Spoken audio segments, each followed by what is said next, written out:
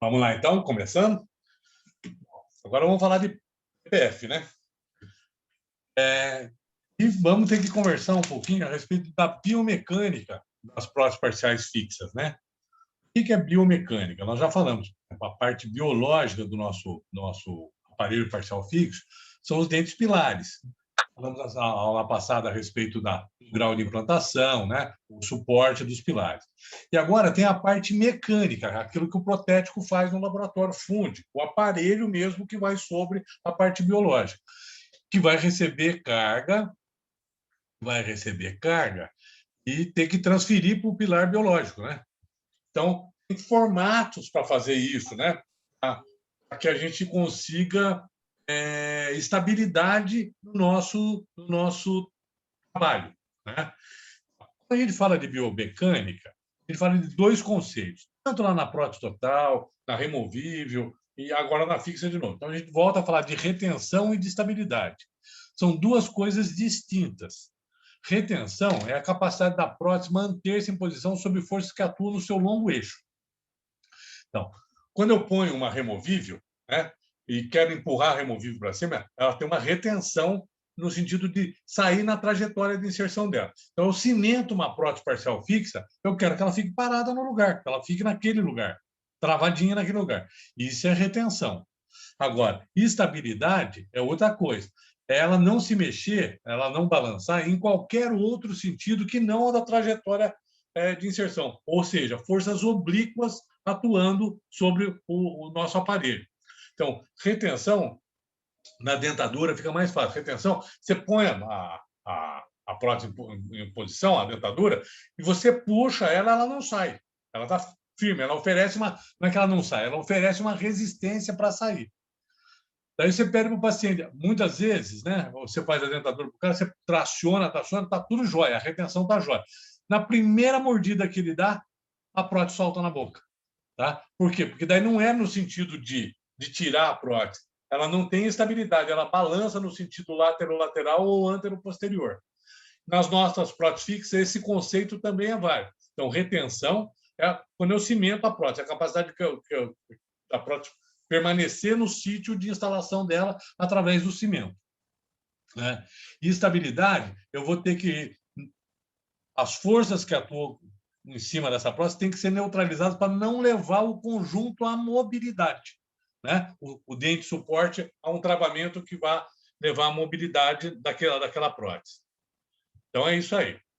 Bom, agora a gente precisa pensar numa série de fenômenos físicos que ocorrem, né, na nossa prótese. Eu tenho, né, aqui, deixa eu até mudar a minha coisa de posição aqui, vou pôr aqui embaixo, né, para a gente... Um pouquinho mais para cima. Aqui, ó, ficou legal. Né? Eu tenho em verdinho aqui, ó, um dentinho pilar.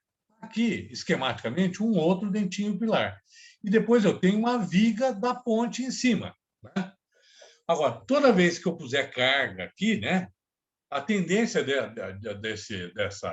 dessa viga é sofrer uma deflexão. Né? Eu pego uma caixa de sapato, ou pego uma régua, né? Ó, né? A régua. Ó, eu pego, a tendência da régua é retir, né? Eu ponho uma carga, ela dá uma trabalhada. Isso é comum. Você está andando de carro em ponte, você sente que a ponte às vezes dá uma tremidinha, né? E, no entanto, ela não vai cair. Os materiais não são rígidos, né? E se for muito rígido, ela acaba quebrando por fadiga, né? Então, vamos lá. Eu tenho um dente pilar aqui e tem outro dente pilar aqui. Frente a uma carga, né, a flexão varia diretamente com o cubo do comprimento e inversamente com o cubo da espessura, né, ocluso gengival disso. Então, eu tenho uma determinada espessura e tenho um determinado comprimento. Né? Quanto mais longo for isso, eu pego esse pilar, né, e vou separando isso, né, maior vai ser a flexão. Se eu pegar essa régua aqui, ó, ela trabalha pouquinho, mas se eu pegar na ponta, ela já trabalha mais. Quanto maior for essa régua, maior vai ser essa flexão, né? Bom, dito isso, né, a gente já começa a entender que se eu tiver um dente, perdi um, e um outro pilar contigo, uma prótese parcial fixa de 3 elementos, quando eu puser carga nisso, isso vai ter uma determinada deflexão. Agora, se eu tenho uma prótese fixa de 4, 5 elementos, né, pela lei de Hunt lá, eu já sei que o suporte pode não ser suficiente para suportar aquilo. E na aula da lei de Hunt lá, eu chamei a atenção de vocês o seguinte: além do suporte periodontal, eu tenho que pensar na hora do meu planejamento, né, qual é o antagonista daquilo. Se o cara é totalmente dentado, ele vai fazer uma determinada força. Se ele usa uma dentadura em cima no antagonista, essa força é muito menor. Então, aquela área periodontal poderia suportar. E outra, e a deflexão da peça vai ser muito menor, porque o X, né, que é a carga aqui, vai ser menor. Então, a deflexão depende do tamanho, né, do comprimento, da espessura e da carga desferida. Partindo do pressuposto que a carga sempre é a carga mastigatória do paciente, eu tenho que tomar cuidado com o tamanho, né, com a extensão dessa prótese e com a espessura que eu vou ter que ter dela para que ela tenha resistência na boca. Pessoal, isso é meio chatinho, né? Porque é física, e quem vem para a área de biológica não gosta muito disso. Deu para entender? Né? Na medida que eu afasto os dois pilares, né, eu aumento a viga da ponte. E essa viga fica mais flexível. Né? Então, a flexão varia diretamente com o cubo do comprimento. Se eu tiver um comprimento pequeno na régua aqui, ó, né, ele não balança tanto. Se eu pego a régua inteira aqui, ó, ela flat. Tá? E agora ele continua. E inversamente com o cubo da espessura. A régua nessa posição, ela tem isso aqui de espessura. Então, ela faz isso aqui. E tem esse comprimento. Ela verga isso quando eu faço isso. Se eu virar a régua assim, ó, ela continuou com o mesmo comprimento, só que a espessura aumentou. Se eu for fazer assim agora, ela não verga, porque a espessura aumentou. Tá? Então, isso é comum, né, nas construções civis, e aqui a gente vai ter que levar isso em consideração também. Só que na medida que eu faço uma ponte nessa espessura, ela cabe na boca. Se eu fizer uma ponte nessa espessura aqui, eu tenho a altura da coroa do dente. Eu não posso fazer uma ponte maior do que a altura da coroa do dente, né? Porque senão ela não cabe na boca. Tá? Então, isso tudo, na hora do planejamento, a gente tem que estar considerando para a gente poder levar a termo a nossa prótese. Né? Olha lá. Para a mesma espessura, a flexão é 8 vezes maior que uma prótese de 2 pônticos com uma de 1 pôntico. Então, na medida que eu vou aumentando o meu aparelho, de 3 para 4 elementos, né, além do suporte periodontal que nós conversamos lá na lei de Hunt, né, que é a área periodontal abraçada, agora eu tenho o quê? A flexão, né, ou a deflexão, que é esse tabuleiro da minha ponte a viga da minha ponte vai sofrer. Pensa que se eu de 4 elementos eu passo para 5, isso vai variando e vai aumentando. Então, quando eu aperto aqui, a tendência do meu pilar aqui, né, do meu retentor, é soltar aqui, né? Isso aqui está vestido nesse dente, está vestido nesse dente. Quando eu aperto, ele faz esse movimento, a tendência é de desalojar aqui. Então, o que acontece? Rompe o cimento e eu perco a retenção do meu aparelho. Né? A prótese solta na boca do paciente. Tá? Então, é aquela prótese que você cimenta, o cara vai em casa, mordeu, ele volta com a prótese na boca. Então, não é uma prótese fixa. É uma prótese que fica, né, soltando da boca do paciente. Extremamente desagradável. Normalmente, isso ocorre quando a gente tem algum erro no planejamento. Por isso, a importância de conhecer esses conceitos da biomecânica. Lógico que você não vai fazer um tratado de física, não é isso. Mas, por exemplo, se você tem um espaço protético maior, né, e você fala, olha, nós vamos fazer uma prótese de tantos elementos, às vezes eu preciso abraçar mais um pilar para tentar minimizar o problema da lei de Hunt e do planejamento em si. E o paciente fica relutante, achando que você está querendo ganhar dinheiro, né, porque você está aumentando um elemento na prótese. Eu só perdi 2, preciso 2 do lado, 4. Então, você fala, mas 4 não dá, tem que ser 5. Né? Se você souber, né, a teoria disso, fizer um desenho do seu paciente e explicar para ele o que vai acontecer, a chance dele colar, né, dele ele aceitar o seu plano de tratamento é muito maior do que você falar é porque é. Né? Então, o é porque é fica...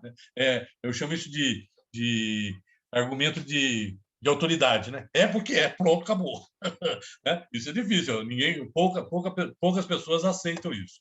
Né? Ó, 3 pônticos, a deflexão é 27 vezes maior que a de um pôntico, porque varia diretamente com o cubo. Né? Então, cara, uma deflexão dessa, toda vez que você morder a prótese, afundar tudo isso, não vai ter jeito de pôr a prótese.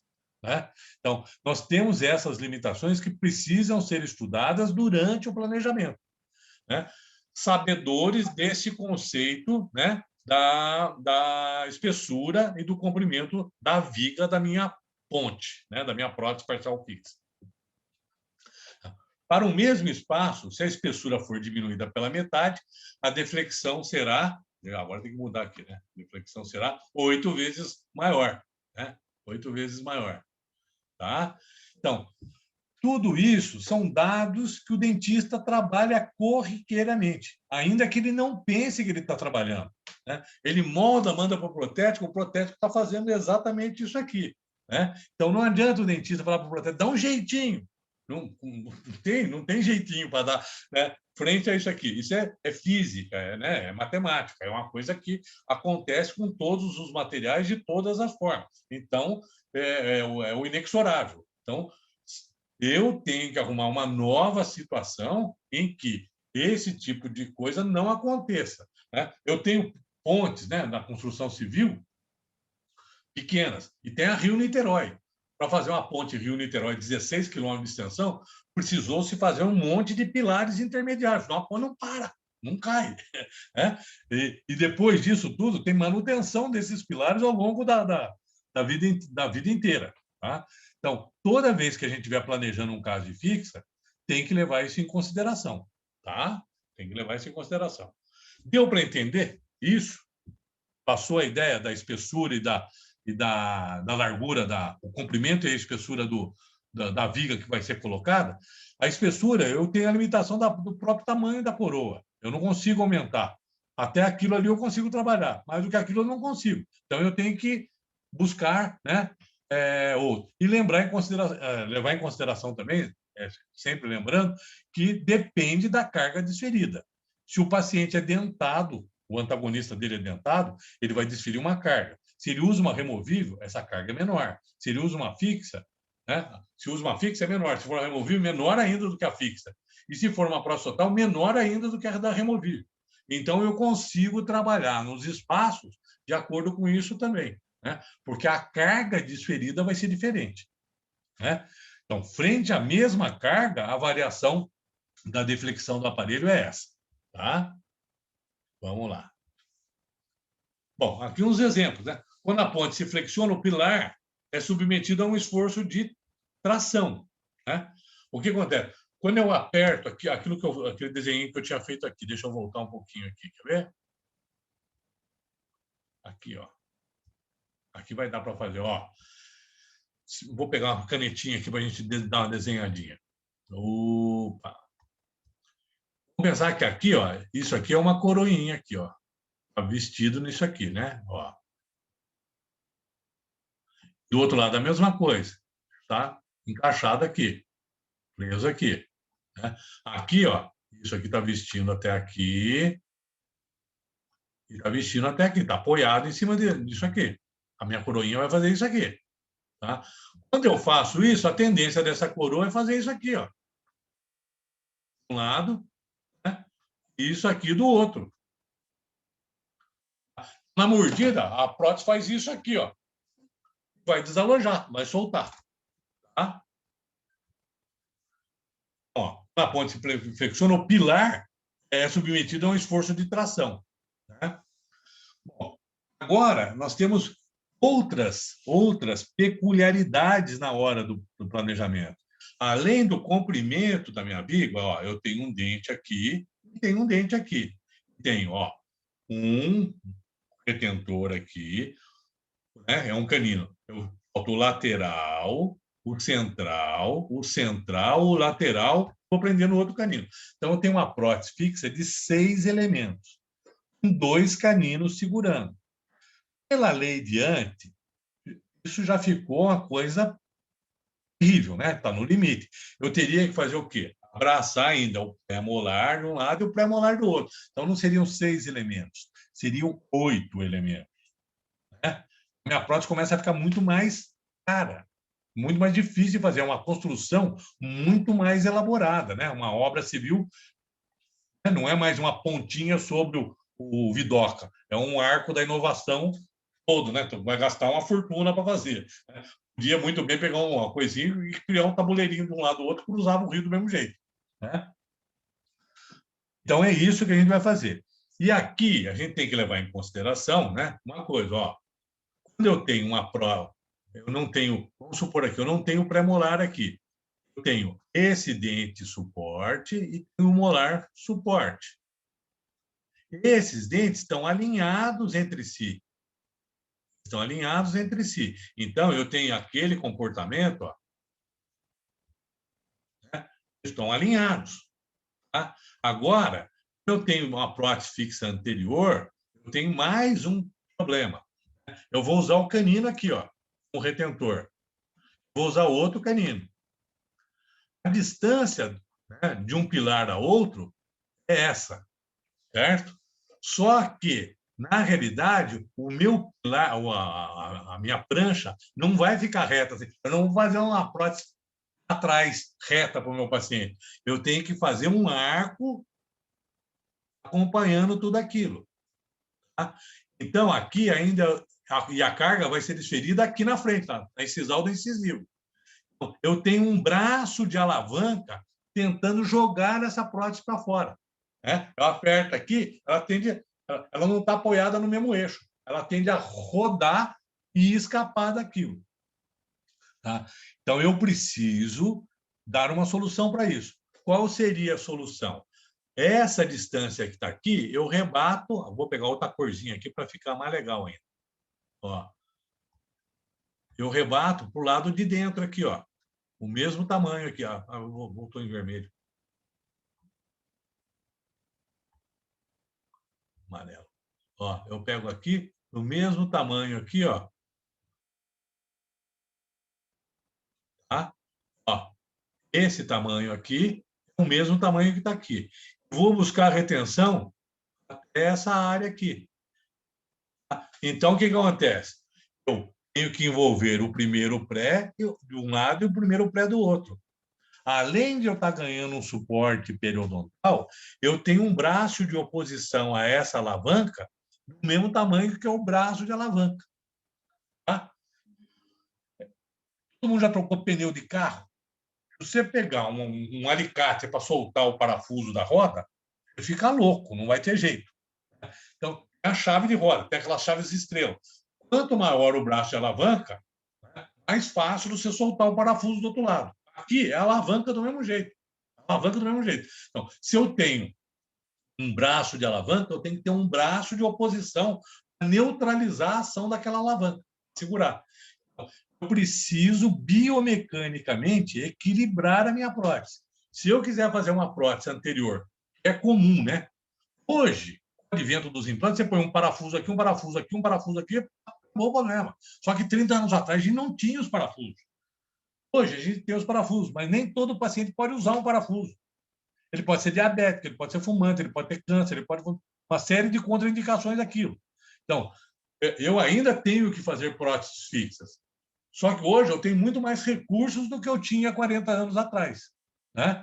Agora, eu preciso entender tudo isso para alocar os meus recursos da melhor maneira possível, para dar o melhor tratamento para o meu paciente. Então, por isso essa carga teórica, tanto na removível quanto na fixa, né? Os alunos ficam, né, impertinentes, eu quero fazer, eu quero preparar, eu quero fazer. Lógico, o dentista tem que fazer, tem que preparar, tem que treinar a mão para fazer. Mas antes de treinar a mão para fazer, ele tem que aprender a fazer o projeto disso tudo. Então, ele tem que pensar o que vai ser feito. Beleza? Alguém não entendeu isso? Tranquilo, professor. Tranquilo? Legal. Sim. Então, tá jóia. Tá? Porque isso é fundamental. E não é algo que a gente converse corriqueiramente. A gente dá essa aula para você ter ideia. Lá no planejamento da clínica, na hora você vai falar, oh, isso não dá por causa disso. Tá? Aí o aluno tem que chamar aquele conceito e verdade, ó, dá para fazer daquele outro jeito, vamos ter que pegar mais um dentinho aqui. Né? Mas o paciente não tem tanto dinheiro, não dá para quebrar o galho dele. Tem hora que dá e tem hora que não dá.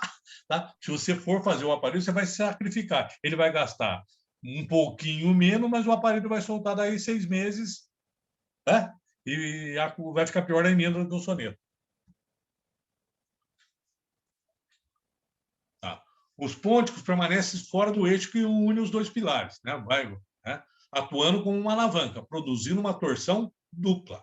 Então, nessa hora, ó, eu tenho próteses aqui na boca, chega, a gente fotografa, né? Ó, ele tem 1, 2, 3, 4 pônticos, e 1, 2 retentores.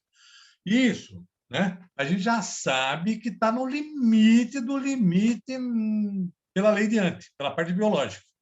Tá? Agora, fisicamente, se a curva é assim, ó, né? A curva é mais aberta, o arco é mais estreito, né? O arco é mais estreito, portanto, mais proeminente, a curva é mais fechada, o braço de alavanca é maior. Se eu tenho uma boca mais abertona assim, ó, tá? Esse braço de alavanca aqui é menor, ó, tá? A boca mais larga. A boca mais larga vai fazendo isso aqui, vai diminuindo o braço de alavanca. A boca mais estreita vai aumentando, né, o bico lá na frente. Então, a distância do ponto da incisal do incisivo para o canino aumenta. E quando eu tenho uma boca mais larga, a distância entre a incisal do incisivo e o canino diminui. Então, tudo isso eu posso levar em consideração na hora que eu estou planejando. Eu posso checar o tamanho do meu braço de alavanca e o quanto de braço de oposição eu vou precisar para estabilizar essa prótese minha. Tá?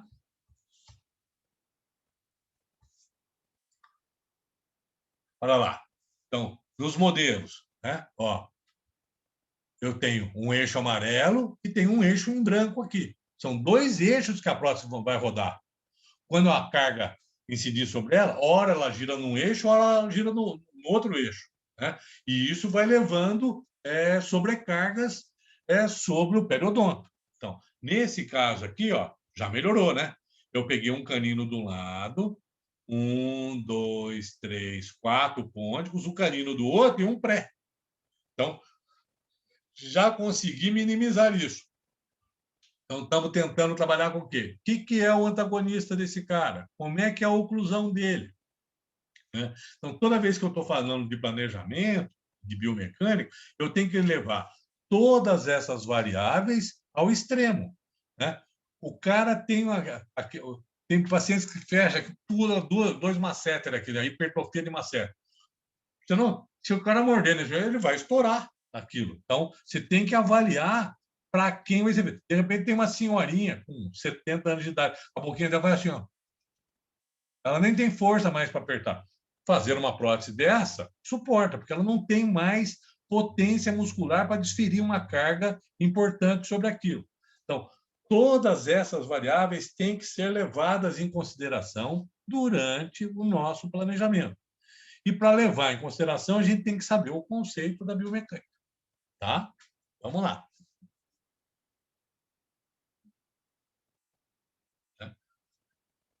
Olha lá. Então, eu preciso, né, ganhar a retenção adicional oposta ao braço de alavanca. Voltamos lá no começo. Ó, o braço de alavanca está aqui e o braço de oposição está aqui. Ó. Eles têm o mesmo tamanho, eu tenho uma possibilidade de equilíbrio muito maior. Olha esse aparelho agora, né? Eu tenho, ó, segundo pré, primeiro pré. 1, 2, 3, 4 pônticos, canino e primeiro pré, né? É canino e primeiro pré. É canino e primeiro pré. Tá? Beleza. Bom, se eu colocar esse aparelho aqui na boca do paciente, eu tenho uma segurança biomecânica e isso vai trabalhar muito melhor, né? Muito melhor, de forma muito mais superior do que esse aqui, né? Cadê ele? Ó, do que esse aqui. Tá? Então, Sabedor disso, na hora de planejar, eu tenho que conversar isso com o meu paciente. É isso aqui que eu vou. Isso aqui que nós vamos precisar. Ó, por quê? Porque isso, ó, aqui eu tenho uma linha, aqui eu tenho outra linha, aqui na incisal dele, cadê a minha coisinha aqui? Opa, eu tenho outra linha. Tá? Essa distância aqui é equivalente a essa distância aqui. Então, eu tenho um braço de oposição àquela alavanca. Por que isso? Eu faço um movimento de protusiva, né? Eu venho com a incisal do incisivo deslizando na palatina do superior, do incisivo inferior. Isso gira uma carga que vai fazendo isso. Se eu tiver preso no pé, a coisa consegue neutralizar essa força. Se não, quando eu faço isso, eu aperto que a prótese vai embora, ela roda. Né? Ela continua e se desaloja. Tá?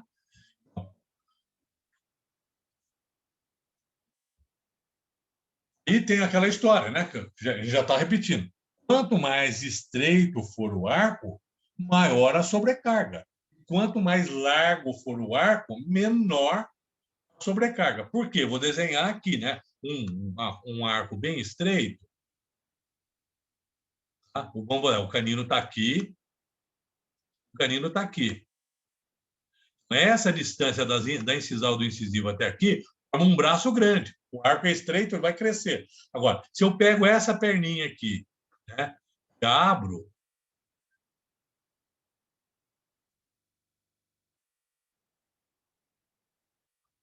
ficou muito aberta, tá louco? Isso que está aqui vem parar aqui, ó. Isso que está aqui vem parar aqui. Tá? Então, a distância até a ponta diminuiu. Né? Então, a sobrecarga é menor do que em arcos estreitos. Quanto mais estreito, mais rosto mais fininho do paciente e o arco mais estreito, mais difícil de eu resolver. Eu tenho que envolver mais elementos no meu planejamento para resolver o problema do paciente. Quanto mais aberta for a arcada, né, do paciente, menos alavanca eu vou ter. Posso, né, chegar a soluções mais econômicas, né, que envolvam menos elementos. Tudo bem até aí? Agora aqui, aqui é o contrário, né? Olha, quanto mais largo for, menos problema eu vou ter. Ó, esse aqui já está bem abertinho, né? Ó, a distância daqui até aqui é menor, né? Se ele é mais fechado, esse dente ia estar aqui e esses dois dentes iam estar aqui, ó. Daqui a lá, o braço é muito maior. Tá? Então, repetindo o conceito, né? Não estamos falando nada novo, para fixar a ideia. O arco estreito fica mais bicudo, o braço de alavanca fica maior. O arco mais largo, o cara é menos bicudo, a cara é mais chapada, mais chapadona. Se ela é mais chapadona, menos sobrecarga nos dentes pilares da minha prótese parcial fixa anterior. Tá? Beleza? Bom, agora nós vamos conversar um pouquinho disso aqui, ó, né? Como o retentor vai, né, assentar sobre o meu dente pilar. E eu preciso fazer uma peça que fique justa, né, justaposta ao pilar, para evitar a infiltração daquilo. Como é que foi feito isso, né, historicamente? O primeiro momento, eu tinha um dente aqui, ó. Vamos lá, vamos desenhar aqui para vocês entenderem. Ó, eu tinha um dente, um molar, e ia fazer uma coroa total no meu molar. Tá? Então, o que se pensou no primeiro momento? Como se fosse apontar um lápis. Eu pego o apontador, vai fazendo um preparo cônico, né? E que termina em zero aqui, ó. Né? O meu preparo vai sair aqui, ó. Eu tiro essa camada aqui, faço isso, ó, desgasto isso e venho para cá. Uma vez preparado o meu dente, ele vai ficar assim, opa, vai ficar, danado.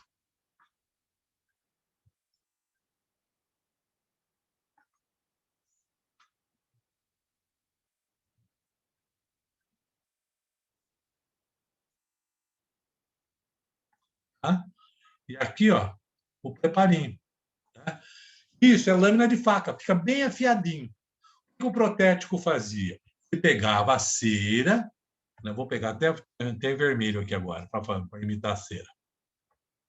Ele pegava a cera, né? Colocava aqui, ó, ficava uma coisa e reconstruía com a cera, encerava a coroinha aqui, né?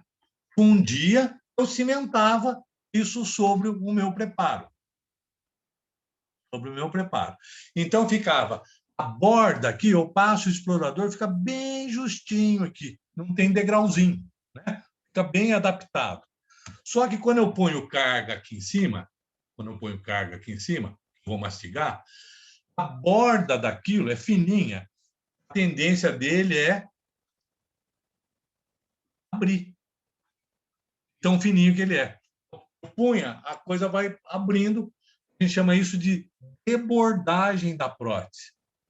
E o cimento não resistia, a prótese acabava soltando. Aí os dentistas, na época, perceberam que o término em lâmina de faca, a despeito de ele dar uma adaptação boa, ele não tem uma resistência mecânica bacana para suportar as cargas oclusais em cima do elemento. Ele vai sofrer o próprio retentor. Ele tende a abrir e desalojar. Né? Bom, o que pensou-se então? Já que assim não dá, vamos fazer diferente. Eu tenho o dente aqui, né? Ó, um molarzão aqui.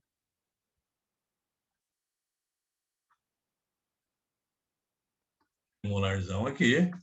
E se em lâmina de faca eu vou ter o problema da debordagem, né? Eu vou fazer o seguinte, agora então, ao invés de fazer lâmina de faca assim, o meu preparo eu vou fazer assim, ó, eu vou fazer um ombro, ó. Eu espeço isso aqui, e aqui sobe o meu preparo, faz isso de novo, eu desço aqui e faço aqui. Quando eu for fazer a minha prótese, agora o meu protético for encerar, né? Vou pôr em vermelho de novo, o que acontece?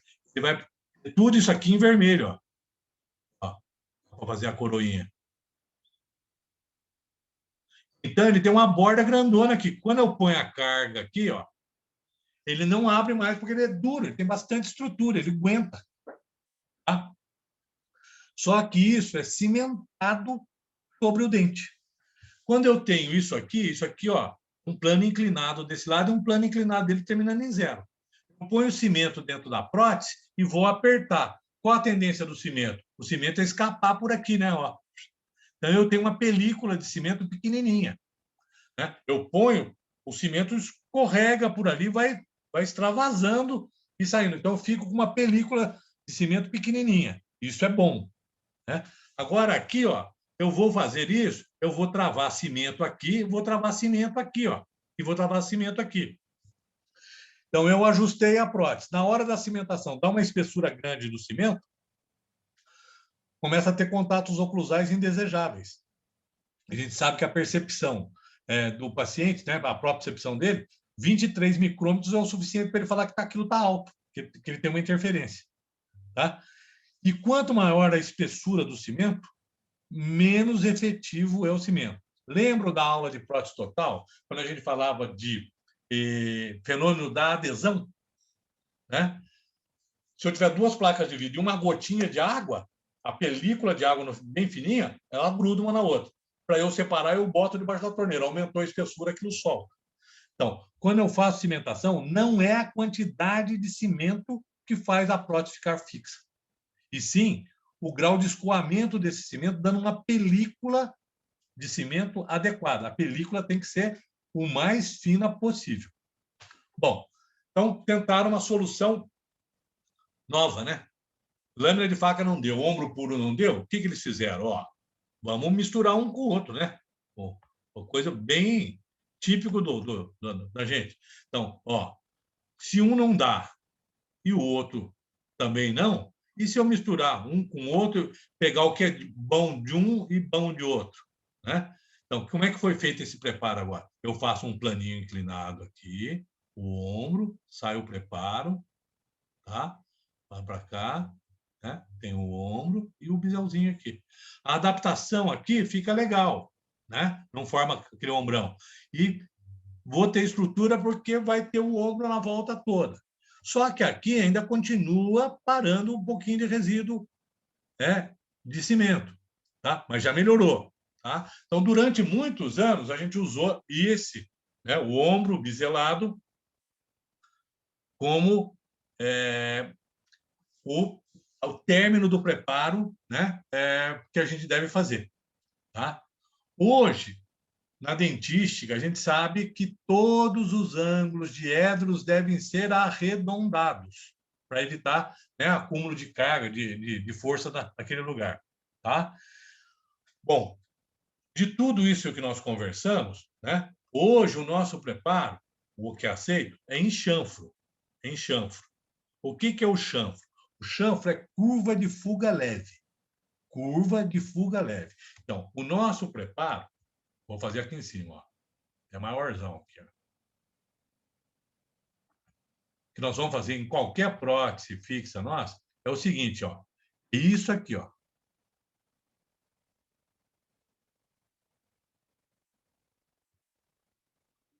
Ó, curva de fuga leve, tá? Isso chama chanfro. Como que é o término de preparo para coroas metalocerâmicas? Chanfro. Para coroas metálicas, chanfro. Para chanfro. Você vai fazer preparos, prótese parcial fixa, unitárias ou mais elementos, tudo em chanfro. Por isso que a gente pede para vocês comprarem o kit de brocas. Quando você vai comprar brocas, você tem brocas, né, no seu broqueiro, tem esse formato aqui, ó. Elas são troncocônicas. E terminam bem fininho aqui em cima. Ó. Isso para fazer chama de vela é super legal.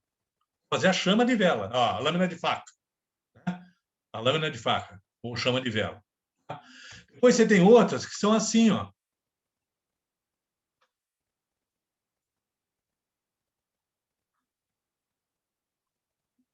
Aqui, ó, é retinho. Um cone truncado. Tá?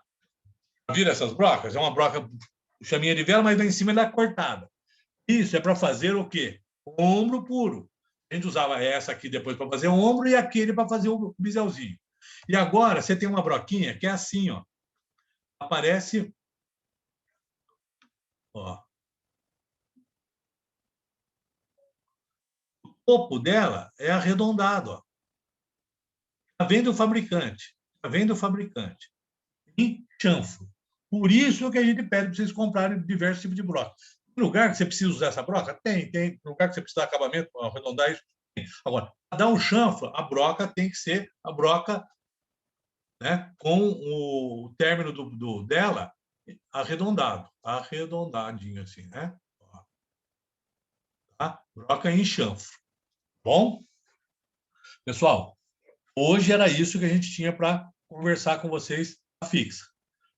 Vamos dando sequência a isso nas aulas subsequentes. Dúvidas? Não, professor, está tranquilo. Então, tá legal.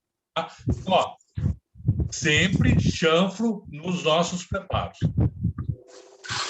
Beleza? Obrigada. Por que eu falei de lâmina de faca, de ombro?